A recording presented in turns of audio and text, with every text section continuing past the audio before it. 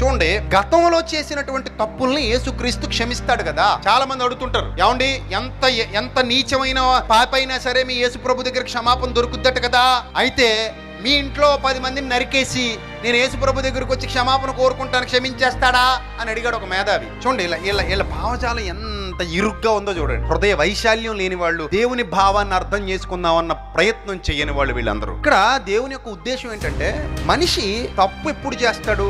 కొన్ని సందర్భాల్లో తెలిసి చేస్తాడు, కొన్ని సందర్భాల్లో తెలియక చేస్తాడు. తప్పు చేసిన తర్వాత పశ్చాత్తాపం అనేది ఎవరిలో అయితే వస్తుందో అక్కడ దేవుడు ప్రత్యక్షమవుతాడు. ఈ పశ్చాత్తాపం అనేది లేని చోట దేవునికి సంబంధమే లేదు అసలు. అర్థమైందా? దేవుడు తప్పుని ఎంకరేజ్ చేయడు. పశ్చాత్తాపం అంటే అర్థం ఏంటంటే ఇంకక్కడితో దానికి ఫుల్ స్టాప్ పెడతానని అర్థం. ఇక మీదట న్యూ లైఫ్ స్టార్ట్ చేస్తాను, ఆ పాత దానికి ఏంటి మరి పరిస్థితి అని దాని అర్థం తప్ప, నేను రేపులు చేస్తా క్షమిస్తావా, నేను మర్డర్లు చేస్తా క్షమిస్తావా, నేను